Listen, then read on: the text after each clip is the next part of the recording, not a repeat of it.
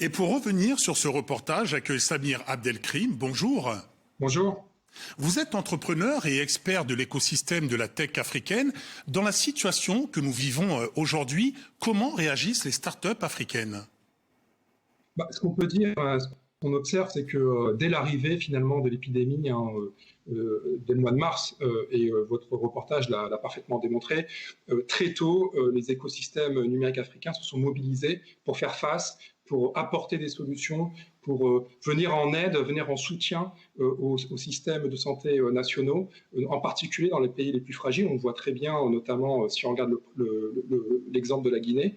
Et ce qui est intéressant, c'est de voir comment ces startups, finalement, ont su capitaliser très tôt sur ce qui fait leur force, sur ce qui fait aussi leur résilience, à savoir le travail en écosystème, en réseau, et miser vraiment sur la question de l'entraide.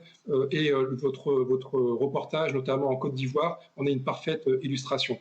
Et si on peut donner des illustrations, on peut par exemple prendre l'exemple au Togo d'une startup qui s'appelle Energy Generation, qui, elle, a mis en place une plateforme, là encore dans cet esprit de collaboration, de mutualisation de savoir-faire en impression 3D, afin de permettre aux communautés tech, ceux qui travaillent dans les Fab Labs, ce qu'on appelle les makers, ceux qui sont dans la culture du do-it-yourself, de réaliser eux-mêmes, avec une imprimante 3D, des respirateurs à bas coût, des masques, des visières de protection, pour ensuite soutenir et fournir les centres de santé sur le territoire du Togo.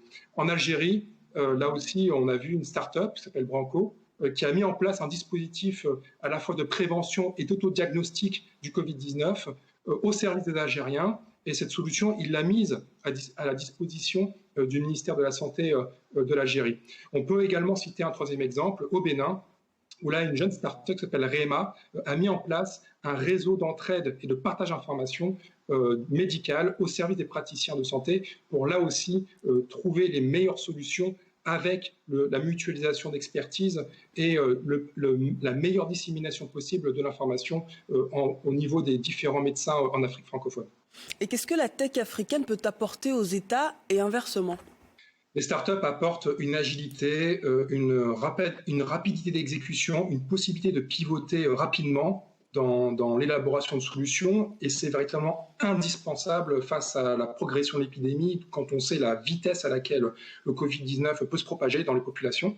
Et des exemples très concrets où les startups, les États font alliance, sont en train de fleurir sur le continent. Par exemple, au Sénégal, le ministère du Commerce et l'ADER, la délégation entrepreneuriat rapide, qui est en quelque sorte le ministère des startups du Sénégal, viennent de lancer un nouveau projet ensemble, avec d'un côté et autour de la table les startups de la logistique, de la livraison, le ministère du Commerce et l'ADER et la Fédération des boulangers du Sénégal, qui, en période de Ramadan, ont décidé de livrer directement le pain aux ménages sénégalais. Et on sait que le pain est quelque chose de sacré, en particulier pendant le Ramadan. Ce programme, qui s'intitule Jai Mamboulou, qui signifie « Vends-moi du pain » en Wolof, met en relation les boulangeries et les clients et les acteurs de la livraison avec des startups de la logistique spécialisées comme PAPS par exemple, qui se chargent de livrer le pain directement aux ménages.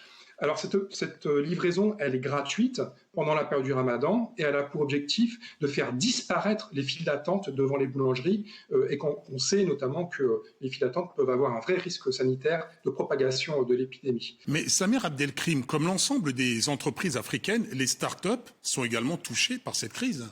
Alors, le dernier exemple, notamment l'entrepreneur de l'e-santé en Guinée, est vraiment illustratif de la problématique, à savoir que déjà en temps normal, c'est extrêmement compliqué pour les jeunes entrepreneurs africains du numérique de convaincre leur gouvernement.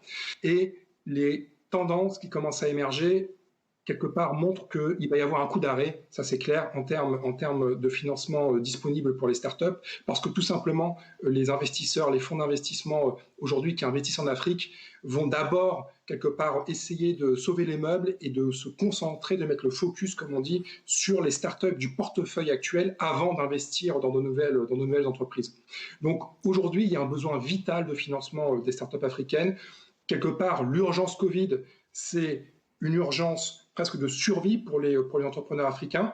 Lorsque, par exemple, on regarde les derniers chiffres, notamment le African Business Angel Network, dont le président Tommy Davis à essayer d'évaluer la situation et à estimer que, grosso modo, 80% des startups africaines vont être très durement impactées par la crise économique induite par la pandémie de Covid-19, voire même auraient beaucoup de mal à se relever et à survivre de ce coup d'arrêt économique. Et quelque part, on peut dire que cette vallée de la mort qui est entrepreneuriale, qui se durcit, requiert aujourd'hui le maximum de soutien de la part à la fois des gouvernements, mais aussi des organisations internationales pour faire des startups africaines des acteurs à part entière de la lutte contre le Covid-19. Je pense qu'il faut mettre le paquet sur le soutien aux entrepreneurs en leur apportant du financement à travers la multiplication des partenariats publics-privés. Et je pense qu'il faut un peu partout sur le continent africain